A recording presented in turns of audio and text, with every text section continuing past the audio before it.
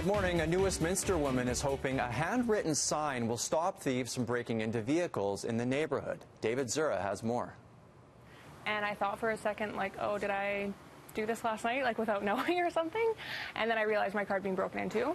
Sarah Tamburi made the upsetting discovery a few days back outside her new Westminster home.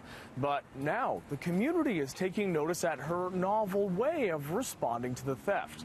Sarah says she noticed whoever broke into her car opted to ignore certain items and instead stole things like a travel toothbrush, mini toothpaste, deodorant, and a baggie of change, items that could certainly be described as the more basic necessities. So it just kind of gave me an idea of who had been involved, and that just made me want to reach out and offer help to them, because due to what was taken, it was a pretty clear indicator of where they're sort of at. So Sarah took a recycled photo album cover and, with the help of a neighbor, posted a sign right in her front yard simply urging whoever stole the items to instead reach out directly to her so she could connect them with the resources that could help in the longer term. I think, to me, this was more about poverty, about addiction, about mental health, about homelessness. As for whether or not the message is coming through loud and clear on the street, neighbors say yes, it is. So you noticed the sign? Yes, I did, yeah. I was just walking by, and I've walked by down here a few times, and yeah, I noticed when walking down, I took a quick read of it, and just like, oh, it's a clever way of handling the situation. Meanwhile, not far from Sarah's home, the Westminster House, a support service for women, is applauding Sarah's efforts to reach out and create dialogue within her neighborhood.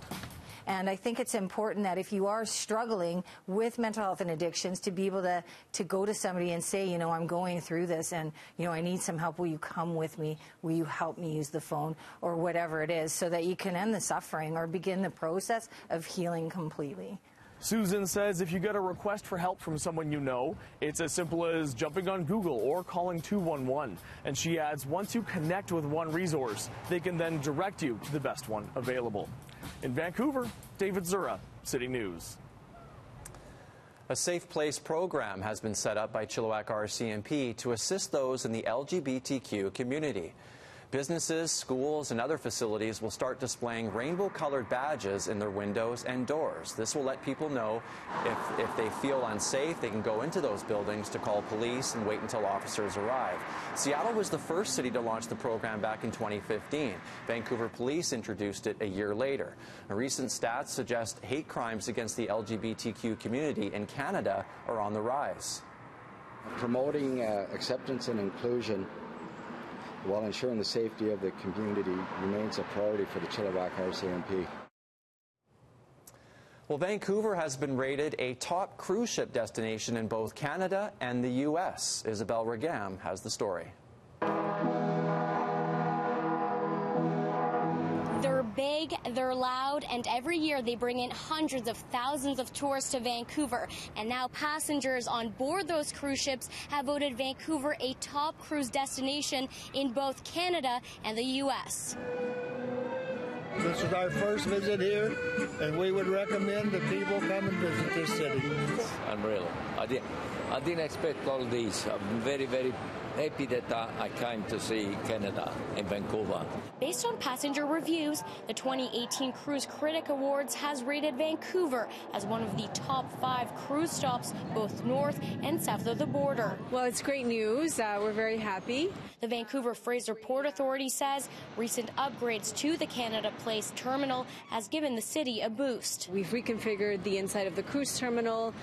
We've reconfigured our ground transportation area. So all of this is designed to increase the flows of people, vehicles, but also provide a much better experience when sailing out of Vancouver. Even with all this thick smoke around and without the iconic mountains in sight, cruisers give Vancouver a thumbs up. The air quality did not bother us. No. The only thing that we regret is that we couldn't see the mountains. A bit of smoke, but we get fires in Australia, in Melbourne especially, and we know all about it, but that's all right. To me, it's nothing wrong with it. Quebec City and Halifax were the other Canadian cities on the list.